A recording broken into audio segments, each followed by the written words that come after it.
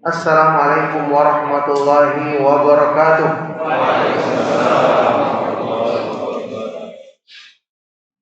Innal hamdalillah nahmaduhu wa nasta'inuhu wa nastaghfiruh wa na'udzu billahi min shururi anfusina wa min sayyiati a'malina. May yahdihillahu fala mudilla lahu wa may yudlil fala hadiya lahu.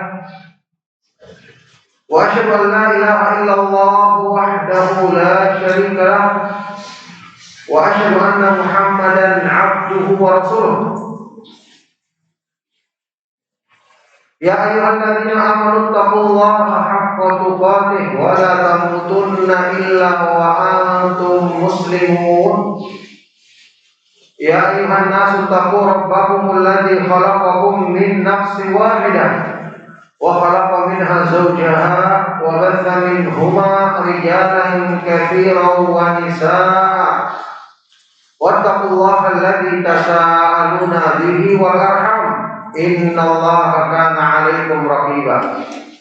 Ya ayyuhalladzina amanu taqullaha wa qulu qawlan sadida yuslih lakum a'malakum wa yaghfir lakum dhunubakum wa may yuti'illaha wa rasulahu faqad faza fawzan 'azima. Amma ba'du fa inna asdaqal hadits kitabullah wa khairal huda huda Muhammadin sallallahu alaihi wa alihi wasallam wa syarrul umuri muhdatsatuha wa kullu muhdatsatin bid'ah wa kullu bid'atin dhalalah wa kullu dhalalatin fin nar wa ba'd. Alhamdulillah, ma'asyiral ikhwah fid din rahimakumullah. Alhamdulillah, kita bersyukur kepada Allah Subhanahu wa taala atas semua limpahan nikmat dan karunia-Nya. Dengan taufiknya kita dipertemukan di masjid yang mulia ini dalam rangkaian pengajian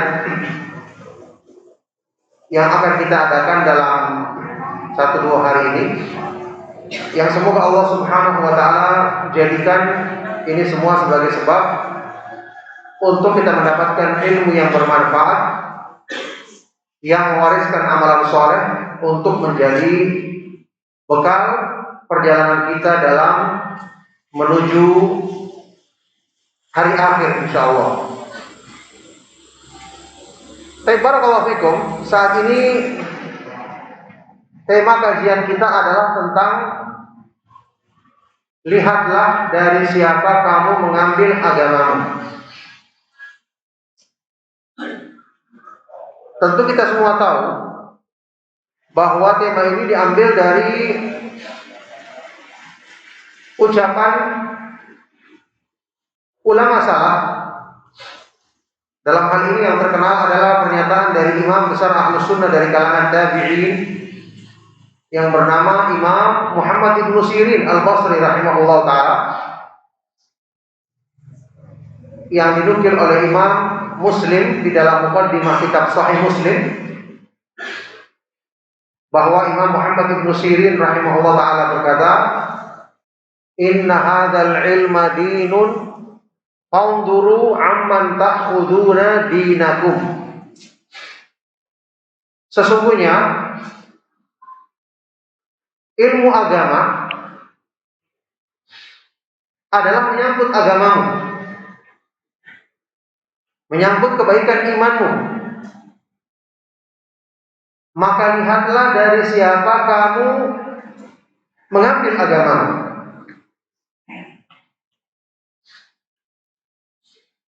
Kita ketahui bersama, ikhwan fillah rahimakumullah, menuntut ilmu adalah termasuk ibadah, bahkan termasuk seagung-agungnya ibadah.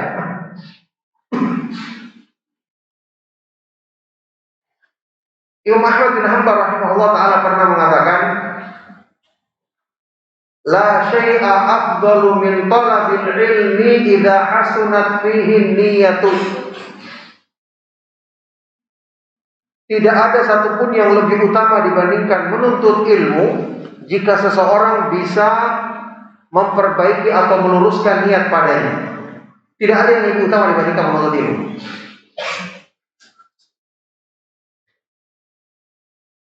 Maka sebagaimana ibadah-ibadah yang lain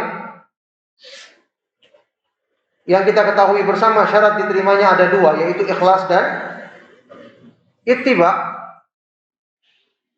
mengikuti sunnah Rasulullah Sallallahu Alaihi Wasallam. Maka demikian pula menuntut ilmu.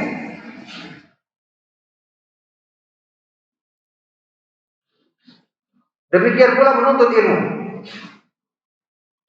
Jadi belajar agama itu karena dia ibadah. Maka di samping kita berusaha mengikhlaskan niat, bersungguh-sungguh dalam melakukannya, tidak kalah pentingnya adalah melihat sumber ilmu yang kita jadikan rujukan dalam ilmu ini, dalam belajar agama ini.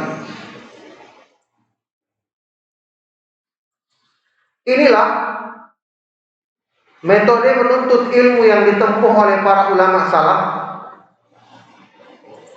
para ulama ahlu sunnah wal jamaah dari masa ke masa, sehingga kita ketahui bersama Allah subhanahu wa ta'ala muliakan mereka dengan ilmu yang bermanfaat dan amalan soleh, memuliakan mereka dengan pemahaman agama yang dalam, kemudian semangat dalam mengamalkan agama itu. Oleh karena itulah, ini salah satu di antara prinsip dasar manhaj ahlus sunnah wal jamaah. Saya katakan tadi, Imam Muslim rahimahullah ta'ala ketika menulis kitab Sahih Muslim, itu di bagian awal sebelum masuk pembahasan atau penjelasan tentang hadis-hadis Rasulullah Sallallahu Alaihi Wasallam, setiap bab dalam urusan agama, beliau menjadikan pembahasan yang pertama kali adalah tentang bagaimana cara kita menuntut ilmu, bagaimana metode para ulama salaf dalam menuntut ilmu di bagian muqaddimah Sahih Muslim. Disinilah beliau menjelaskan tentang kriteria siapa yang pantas diambil ilmu darinya,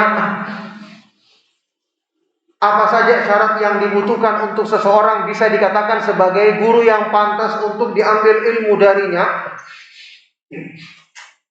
Karena dulu para ulama salaf sangat teliti dalam masalah ini.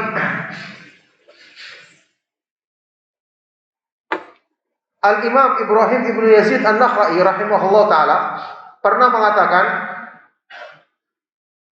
kanu idza atau rajulan liyakhudhu anhu nadharu fi samtihi wa salatihi thumma akhadhu anhu. Dulunya para ulama salaf ketika mereka mendatangi seseorang untuk menimba ilmu darinya, sebelum itu apa yang mereka lakukan? Mereka meneliti dulu orang ini bagaimana sholatnya, bagaimana tingkah lakunya, bagaimana prakteknya terhadap sunnah Rasulullah Sallallahu Alaihi Wasallam, baru kemudian diambil ilmu darinya. Mereka menjadikan kedudukan guru itu sebagai penentu kebaikan agama.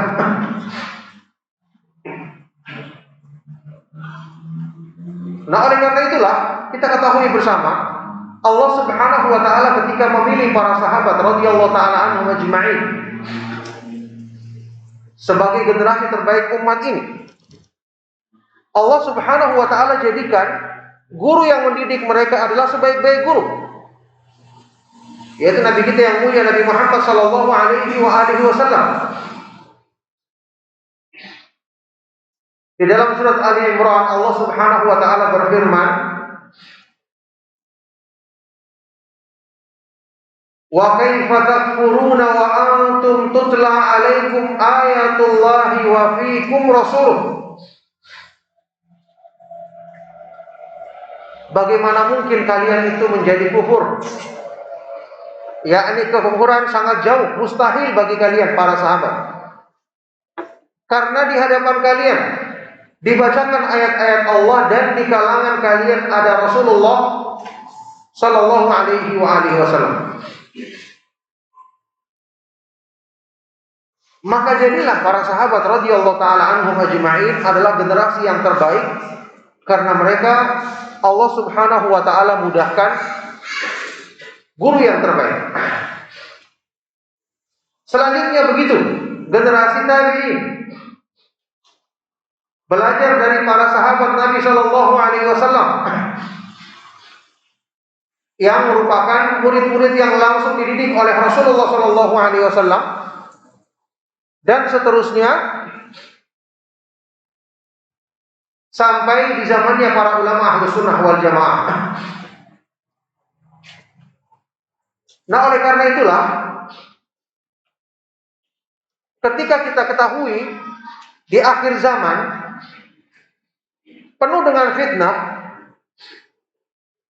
atau banyak orang-orang yang mungkin terlihat ketika menyampaikan sesuatu sepertinya dia berilmu, padahal kenyataannya cuma kata-kata yang pandai diolah tapi tidak ada ilmunya, kosong dari ilmu. Ini salah satu yang diingatkan oleh para ulama kita. Salah satu sebabnya kenapa mereka menyuruh kita meneliti ketika menuntut ilmu. Antum pernah dengar sebuah athar yang sahih dari sahabat yang mulia Abdullah bin Mas'ud radhiyallahu taala anhu. Beliau pernah mengatakan, "Innakum fi zamanin." Ibnu Mas'ud radhiyallahu taala anhu berbicara di depan murid-muridnya para tabi'in. "Innakum fi zamanin katsirun fihi ulama'uhu wa qalilun khutaba'uhu. Wa sayati zamanun katsirun fihi khutaba'uhu wa qalilun ulama'uhu." Kalian sekarang zamannya tabi'in ya, berada di masa yang ketika ini ulamanya banyak, orang-orang yang berilmu banyak, tapi sedikit yang pandai berkhutbah, sedikit yang pandai berceramah. Kita ketahui di kalangan para sahabat dulu, mereka tidak senang harus tampil dan berbicara. Seandainya saudaranya mencukupkan mereka, maka mereka tidak ingin bicara. Padahal ilmunya banyak. Ketika itu banyak orang yang berilmu tapi sedikit yang pandai berceramah atau berkhutbah. Dan nanti akan muncul di akhir zaman. Ketika itu banyak orang-orang yang khutba'uhu, pandai berkhutbah, pandai berceramah, tapi qalilun ulama'uhu, sedikit yang berilmu di antara mereka.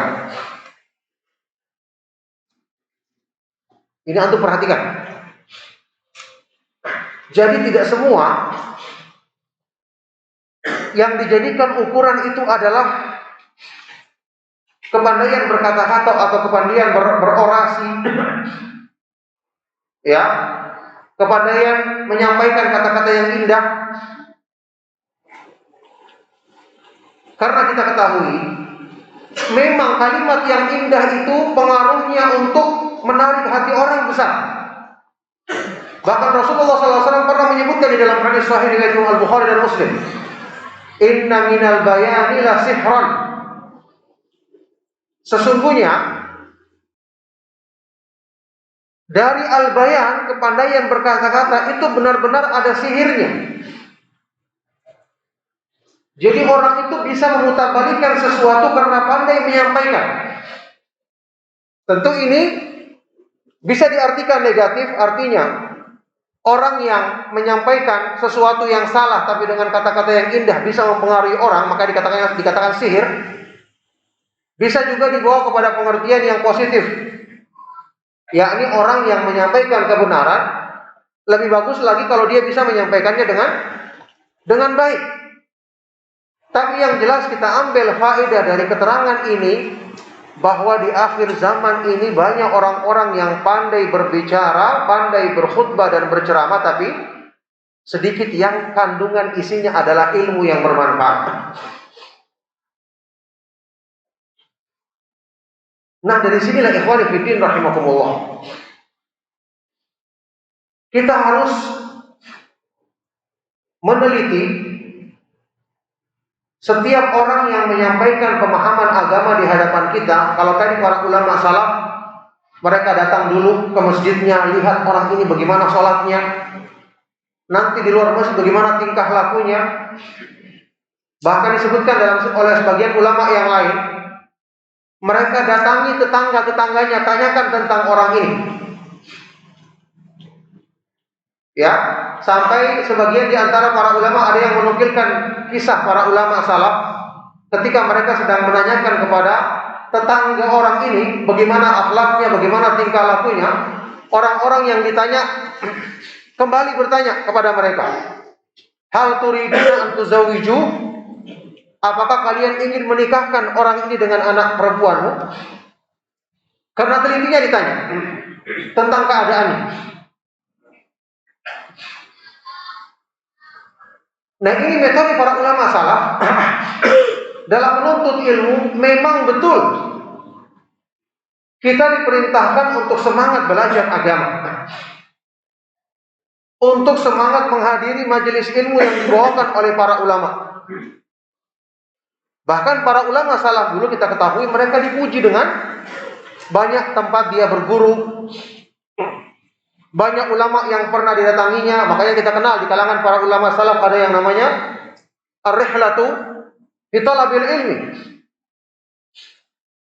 ya, melakukan perjalanan dalam menuntut ilmu. Bahkan termasuk yang mencontohkannya adalah Nabi Musa alaihi salatu wasallam di surat Al-Kahf, ketika dia melakukan perjalanan untuk menemui Nabi Allah yang mulia, Nabi Khadir alaihi salatu wasallam.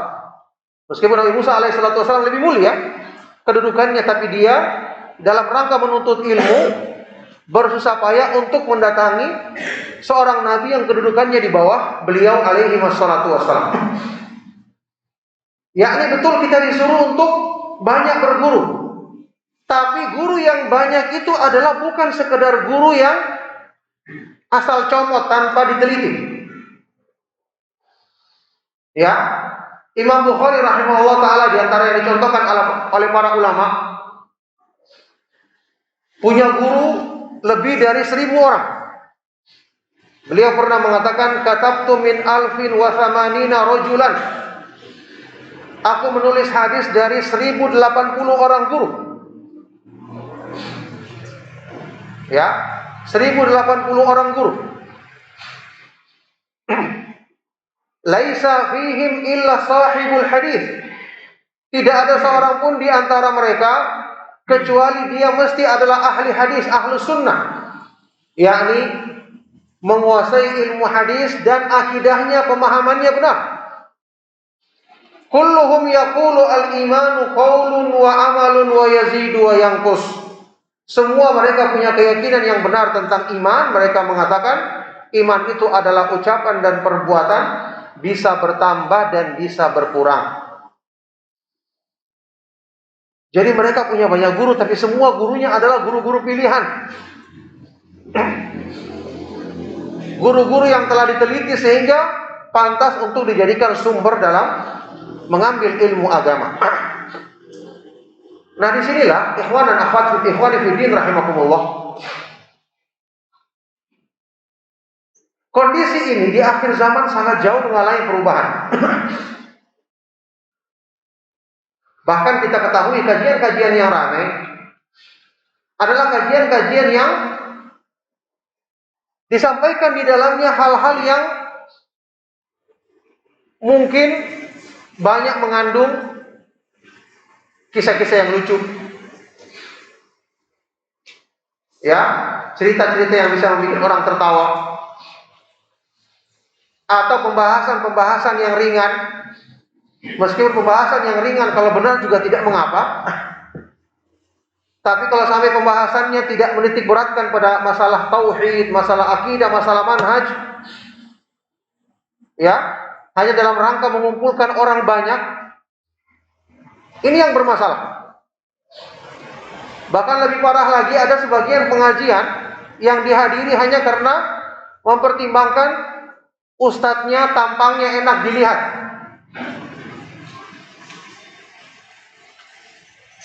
Ini semua adalah pertimbangan orang-orang di akhir zaman. Sehingga mungkin kajian-kajian agama juga ramai, tapi tentu sangat jauh keadaannya dengan pengajian di kalangan para ulama salaf radhiyallahu taala anhum ajma'in. Oleh karena itulah, ikhwani fiddin rahimakumullah, bisa jadi penuntut ilmu itu banyak jumlahnya, tapi yang benar-benar menjadi penuntut ilmu yang sejati sedikit di antara mereka. Ya. Karena metode menuntut ilmu ini tidak dipraktikkan dengan sebaik-baiknya. Antum ketahui dulu para ulama salaf, jangankan mempertimbangkan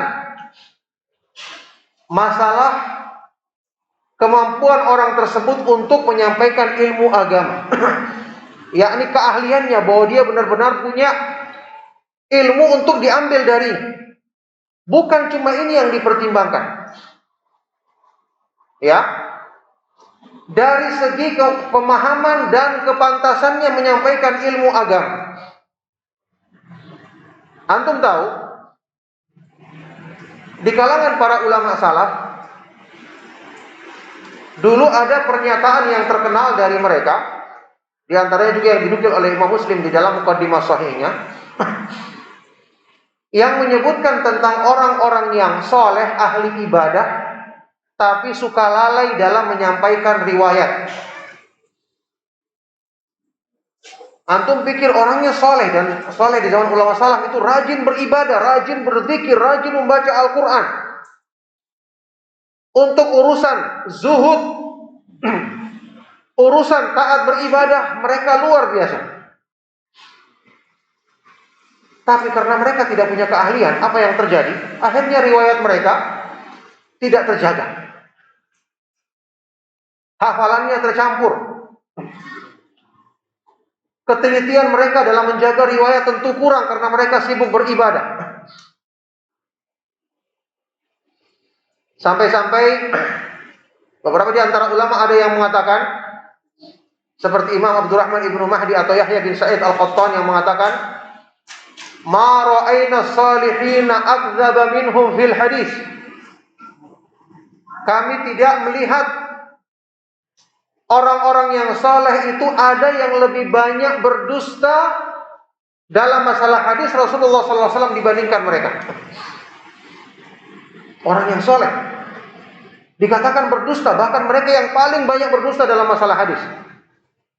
Tentu diterangkan oleh Imam Muslim, dibawakan nukilan para ulama di dalam muqaddimah Sahih Muslim yang menyebutkan, yajril kadzibu ala alsinatihim wa la yata'ammaduna dzalik.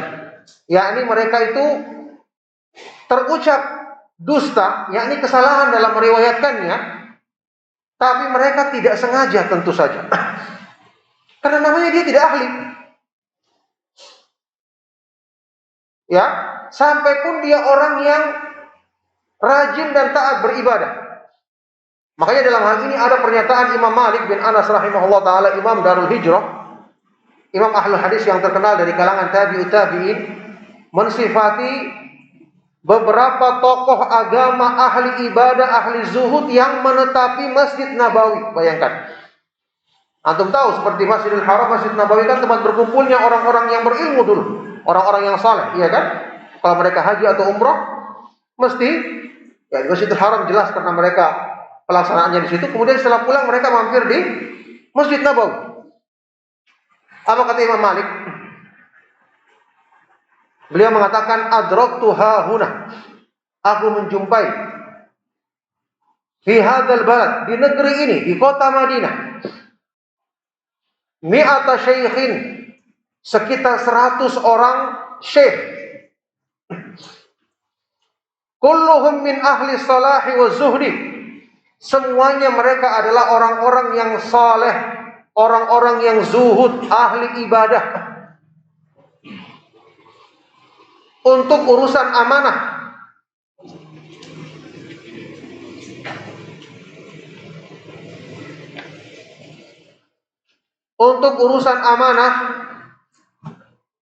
mereka adalah orang-orang yang sangat amanah.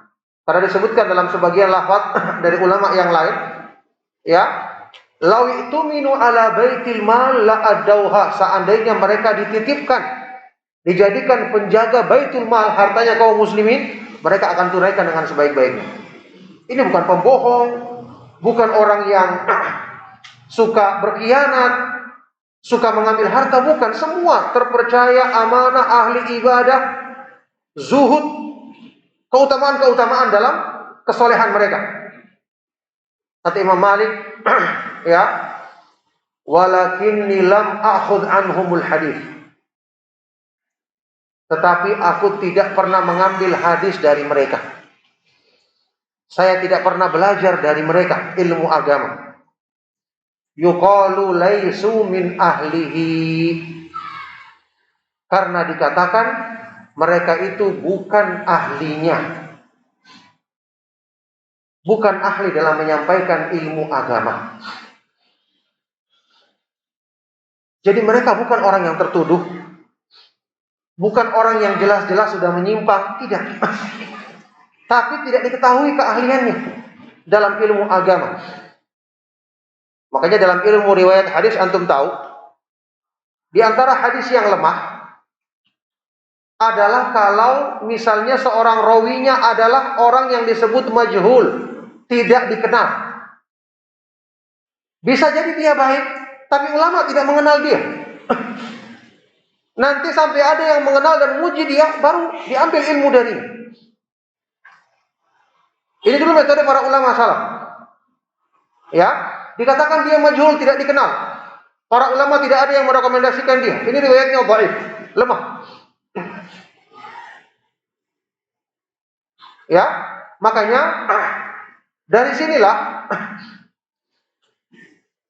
metode menuntut ilmu para ulama salaf, karena mereka tahu yang mereka pelajari ini adalah agama, menyangkut pemahaman yang benar, menyangkut masalah tauhid, masalah iman, maka mereka sangat teliti dan berhati-hati dalam mempelajari agama ini, mengambil dari sumber yang benar-benar dikenal, yang benar-benar direkomendasikan oleh para ulama yang lain. Makanya Imam Muslim menukil dengan sanadnya dari pernyataan Imam Malik bin Anas rahimahullah taala, dan pernyataan seperti ini banyak dari para ulama yang lainnya di dalam kitab Muqaddimah Sahih Muslim. Imam Malik pernah mengatakan, la yukhadul ilmu an arba'atin wa yukhadu amman siwahum.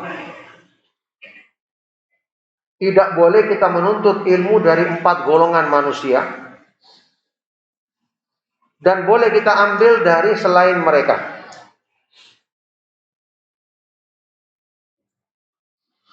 Pertama, la yukhadul ilmu an safihin yu'linu bisafah. Tidak boleh kita mengambil ilmu dari orang yang safih, orang yang dungu, sangat bodoh, yang dia menampakkan kebodohannya terang-terangan. Wala an ahli bid'ati alladhi yad'u ila bid'atihi, wala an mubtadi'in yad'u ila bid'atihi. Tidak boleh juga dari ahlul bid'ah yang mengajak manusia kepada kebid'ahannya, membela bid'ahnya. Wala amman yakdzibu fi hadisin nasi walau kana shadiqan fi hadisi Rasulullah SAW. Tidak boleh juga kita mengambil dari orang yang pernah kita ketahui berdusta ketika berbicara dengan manusia, meskipun dia mengaku jujur dalam menyampaikan hadis Rasulullah SAW. Karena dikhawatirkan kalau dia pernah berdusta, nanti dia akan menyampaikan juga kedustaan. Wala amman la ya'rifu ma yuhadditsu bihi. Juga tidak boleh mengambil ilmu dari orang yang tidak mengetahui, tidak punya ilmu tentang hadis yang disampaikan.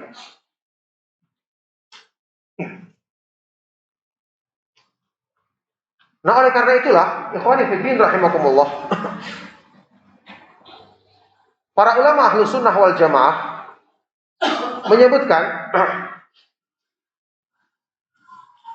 bahwa seseorang yang pantas diambil ilmu darinya menurut kriteria para ulama ahlul hadis, ya, dalam istilah riwayat disebut orang yang thiqah, terpercaya, atau paling tidak orang yang disebut soduq, ya, jujur dan benar riwayatnya. Orang yang seperti ini kriterianya adalah, pertama, dia adalah orang yang telah dikenal keilmuannya, dikenal ketakwaannya, dikenal pemahamannya yang lurus di kalangan para ulama yang lain. Dikenal sebagai imam Ahlus Sunnah wal Jamaah. Yang seperti ini tidak perlu lagi antum tanyakan. Contoh misalnya sekelas untuk zaman sekarang, Syekh Abdul Aziz bin Baz rahimahullah ta'ala, Syekh Al-Albani rahimahullah ta'ala, Syekh Ibnu Utsaimin rahimahullah ta'ala. Kemudian yang masih hidup, Syekh Shalih Fauzan, Syekh Abdul Aziz Al-Syekh, Syekh Abdul Muhsin Al-Abbad di Madinah, dan para ulama yang kita kenal, yang sebagian juga alhamdulillah yang sering berkunjung ke negeri kita. Kemudian kriteria berikutnya adalah harus ada at-taufiq min a'immatil jarh wa ta'dil. Kalau dalam ilmu hadis ada rekomendasi dari para ulama yang terkenal dengan ketelitian dalam riwayatnya, dari para ulama kritikus hadis.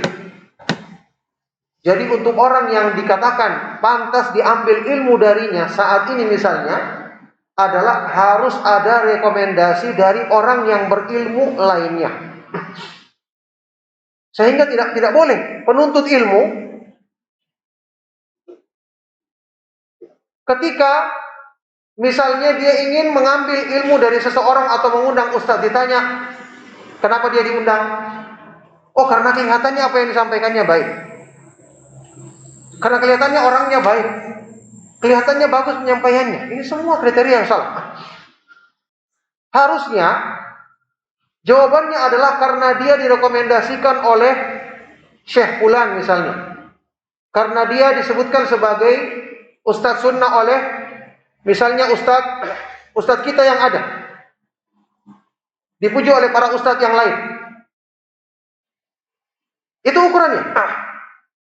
Sehingga kita ketahui di dalam ilmu hadis saja, kalau kita baca biografinya seorang rawi, kita akan dapati rawi ini ketika disebutkan pantas diambil riwayat dari yang dikatakan thiqah misalnya, terpercaya, kita buka biografinya, akan dinukil Imam Yahya bin Ma'in mengatakan dia thiqah, Imam Bukhari mengatakan dia terpercaya thiqah, Imam Fulan memuji dia dan menyebutkan dia termasuk orang yang teliti riwayatnya. Itu semua adalah pujian dari para ulama yang dari sini diambil, di samping juga meneliti riwayat-riwayat hadisnya, disimpulkan bahwa dia adalah orang yang terpercaya, sehingga jalur periwayatan darinya adalah jalur yang bisa kita jadikan sandaran untuk mengambil ilmu hadis.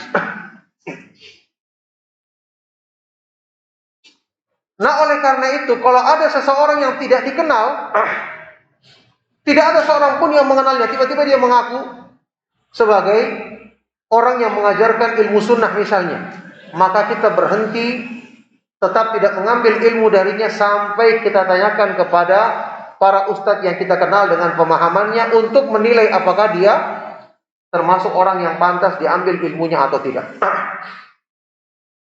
Ya, meskipun tidak mesti kita mencela, kita katakan dia majhul, tidak dikenal, tidak ada ustadz yang mengenalnya. Ada kisah yang terjadi di zamannya sahabat yang mulia Abdullah ibn Abbas radhiyallahu taala anhuma, anak paman Rasulullah sallallahu alaihi wasallam. Antum ketahui, ini sahabat yang mulia yang pernah didoakan oleh Rasulullah sallallahu alaihi wasallam pemahaman agama yang mendalam.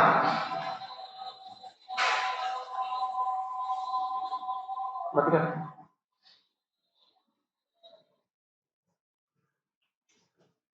Disebutkan juga dalam Muqaddimah Sahih Muslim, satu saat Ibnu Abbas ketika beliau sedang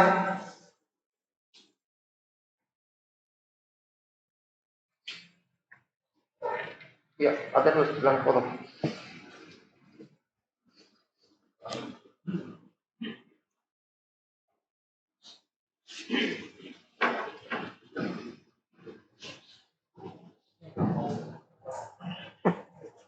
Allahu Akbar,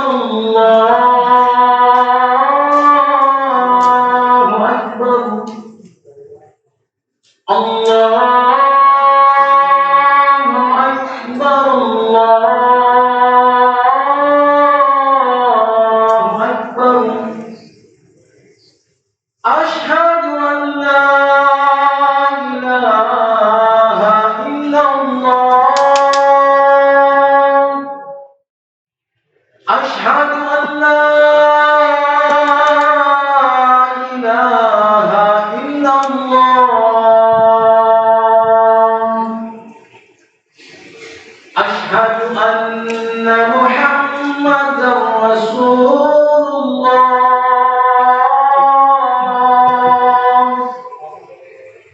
أشهد أن محمدا رسول الله.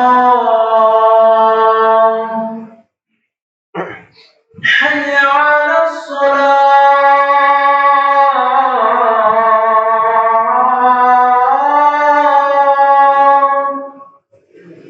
حي على الصلاة،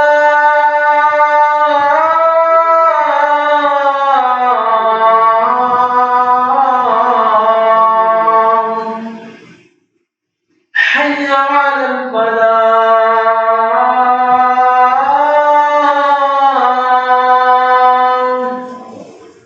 حي على الفلاح.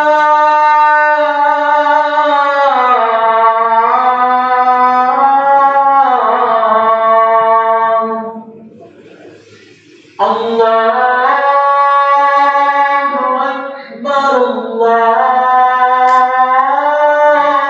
الله أكبر. لا إله إلا الله.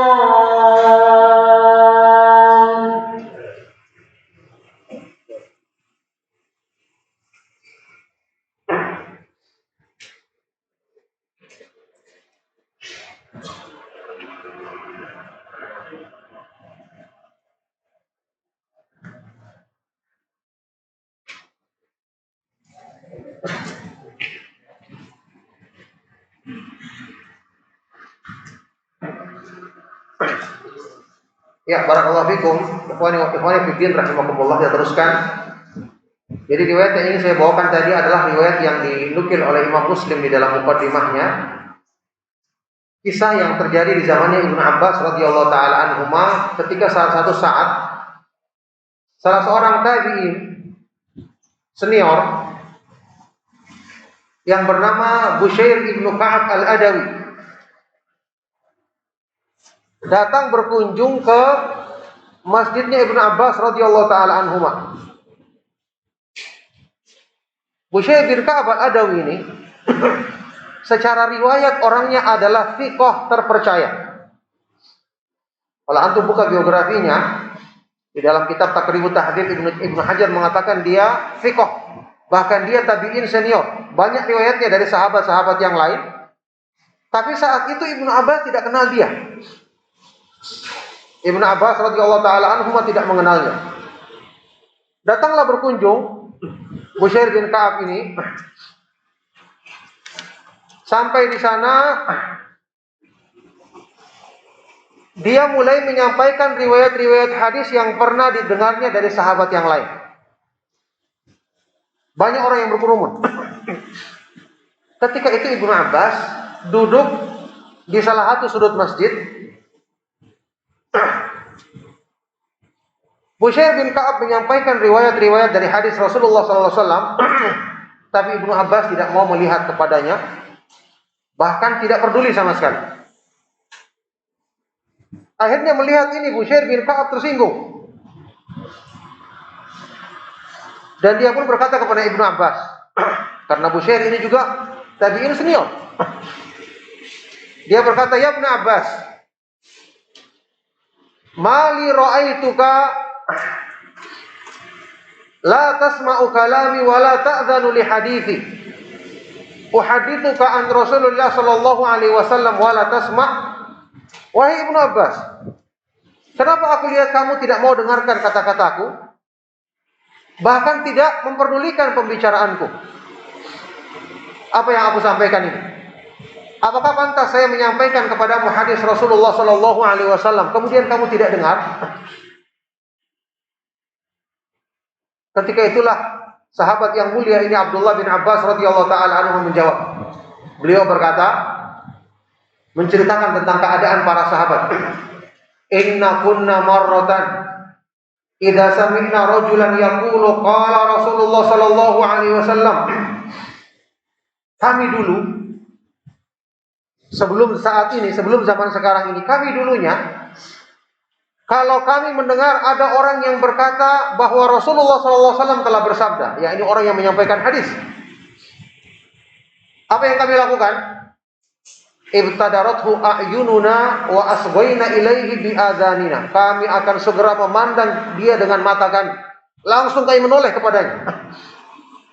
Dan kami segera mengarahkan, mengkonsentrasikan telinga kami untuk mendengarkan ucapannya. Saking semangatnya mereka belajar hadis. Dulu seperti itu. Tapi falamma raqiban nasu sa'ba wadzalul. Keadaan sudah berubah sekarang. Ketika manusia sudah mulai menunggangi onta yang liar dan jinak, maksudnya orang sudah tidak peduli lagi mengambil dari semua, baik dari yang terpercaya maupun tidak terpercaya, sudah tercampur. Kata Ibnu Abbas, lam na'khudh anhum illa ma na'rifu. Setelah itu kami tidak mengambil lagi ilmu kecuali dari yang kami kenal saja. Kecuali yang kami kenal saja. Ini dalam Sahih Muslim disebutkan riwayatnya. Antum perhatikan pernyataan Ibnu Abbas, kami hanya mengambil dari yang kami kenal saja. Yang sudah kami kenal saja. Padahal ini beliau berhadapan dengan Bushair bin Ka'ab al-Adawi yang secara asal orangnya terpercaya. Cuman ketika itu Ibnu Abbas tidak mengenalnya. Maka dia menyatakan pernyataan seperti ini. Ya. Nah, oleh karena itulah ketika menuntut ilmu, guru yang kita jadikan sebagai sumber itu benar-benar harus kita kenal. Pemahamannya, keilmuannya, ada rekomendasi dari para ustadz lain atau para ulama terhadap orang tersebut. Kalau ternyata orang-orang yang direkomendasikan sedikit, maka tidak mengapa.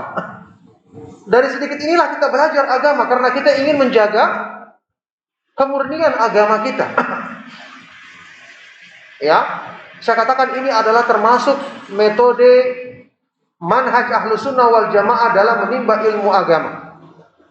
Di dalam kitab Syarhus Sunnah Al-Barbahari, antum tahu kitab ini muat prinsip-prinsip dasar pemahaman Ahlus Sunnah. Al-Imam Abu Muhammad Al-Barbahari rahimahullah ta'ala mengingatkan tentang masalah ini. Beliau berkata, "Fandur rahimakallah." Setelah beliau menjelaskan keharusan berpegang teguh dengan manhaj para sahabat, para ulama salaf, beliau berkata, "Fandur rahimakallah. Kullaman sami'ta kalamahu min ahli zamanika khassatan." Oleh karena itu lihat dan telitilah, semoga Allah merahmatimu. Perhatikan, lihat dan teliti. Kullaman sami'ta kalamahu, setiap orang yang kamu dengarkan ucapannya, yang menyampaikan pembahasan agama di hadapanmu, khususnya di ahli zamanmu, yakni orang yang hidup di zamanmu. Fala tasta'jilanna wa la tadkhulanna fi syai'in min dzalika hatta tas'ala wa tanzura. Kamu jangan tergesa-gesa. Kamu jangan tergesa-gesa dan jangan segera mengikuti ucapannya, sampai pun indah yang disampaikannya, sampai kamu tanyakan dan kamu teliti. Hal takallama bihi ahadun min ashabi Rasulillah sallallahu alaihi wasallam atau ahadun min ulama'i hadhihi ummah? Apakah itu sesuai dengan apa yang disampaikan oleh para sahabat Rasulullah sallallahu alaihi wasallam atau ulama ahlu sunnah wal jamaah? Kalau kamu dapati sesuai, maka berpegang teguhlah dengannya, jangan tinggalkan. Tapi kalau tidak sesuai, maka tinggalkanlah.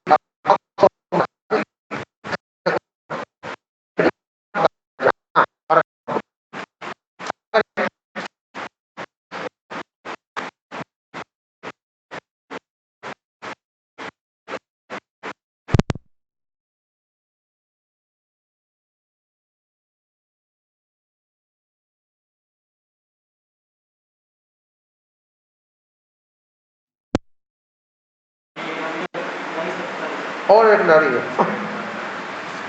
Saya silakan berikutnya. Fadhal. Apakah masih ada yang tidak boleh kita mengambil ilmu dari Kurang jelas, coba. Apakah masih ada aktivitas yang kita tidak boleh mengambil ilmu dari saat ini? Masya Allah.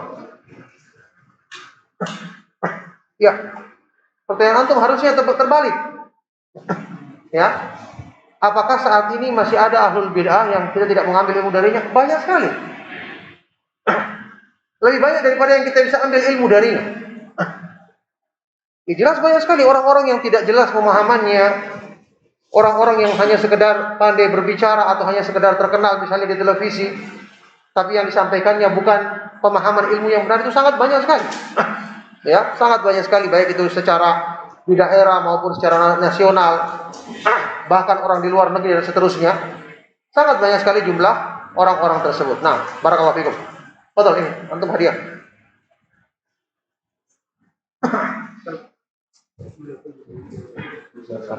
bagaimana hukumnya kita menghadiri kajian dan isinya terbawa Bagaimana hukumnya menghadiri pengajian yang isinya hanya ketawa ketiwi? Itu bukan pengajian, itu namanya lawak. Ya, ini tidak pantas. Tidak pantas. Kalau mungkin tertawa sekali atau dua kali, tidak mengapa. Tapi kalau isinya semua dari awal sampai akhir, atau kebanyakannya adalah untuk tertawa-tawa, ini menunjukkan ketidakseriusan dalam menuntut ilmu agama. Ya, sudah kita bahas tadi. Manhaj salaf itu dikenal dari karena mereka berpegang teguh dengan dalil. Artinya penyampaian dalam agama itu selalu diisi dan dimakmurkan dengan dalil. Bacakan Al-Quran, bacakan hadis-hadis Rasulullah SAW, bacakan nukilan para ulama salaf. Itu yang menjadi dominan isi dalam pengajian tersebut. Bukan ketawa ketiwi, bukan hanya sekedar cerita-cerita yang tidak ada maknanya. Beda kalau kisah-kisah para nabi atau kisah-kisah para ulama salaf, yang sudah pasti kita bisa mengambil ibrah pelajaran darinya.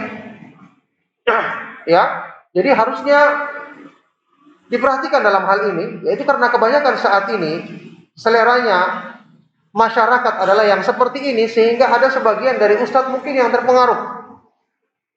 Akhirnya dia menjadikan isi dari mayoritas isi kajiannya adalah hal-hal yang seperti ini, yang tentu ini bukan merupakan sesuatu yang diajarkan oleh para ulama salaf. Antum baca biografinya misalnya seperti Imam Abdurrahman Ibnu Mahdi. Beliau ini ulama tabi'in sezaman dengan Imam Syafi'i.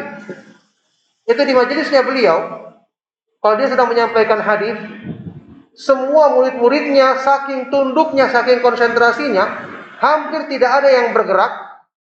Kata para ulama, seolah-olah di kepala mereka ada burung yang kalau bergerak terbang burungnya. Karena mereka sangat serius ketika ngaji. Ya, sebagian di antara ulama salaf, ketika dia menyampaikan ilmu, kalau ada salah seorang muridnya yang tertawa saja atau tersenyum dengan temannya, langsung dia berdiri dan meninggalkan majelis tersebut. Karena tidak boleh hal-hal yang seperti ini dijadikan sebagai sesuatu yang menunjukkan ketidakseriusan dalam menuntut ilmu. Ini di kalangan ulama salaf. Nah, oleh karena itu, ya saya katakan tadi, kalau sekedar mungkin ada guyonan sedikit, tidak mengapa. Tapi kalau terus-menerus isinya atau mayoritas isinya adalah seperti ini, maka ini tentu bukanlah hal yang dibenarkan. Nah, barakallahu fikum. Untuk mau buka atau Quran? Hah? Buku? Ya, sama. Bagaimana cara mengkaji penyakit di masyarakat kita yang terjebak dalam perkataan ambil baiknya buang buruknya. Ini kita menuntut ilmu, susah cara menyampaikannya dan karena ada kekurangan. Ya, barakallahu fikum. Kalimat ambil baiknya buang buruknya itu adalah kalimat yang benar. Tapi salah dipraktekkan. Kalau seandainya mereka tahu mana yang baik dan mana yang buruk, silakan praktekkan. Dan masalahnya mereka tahu dari mana? Mereka sendiri belum belajar agama. Ya, orang-orang sendiri bisa menyampaikan kayak ucapan Ali bin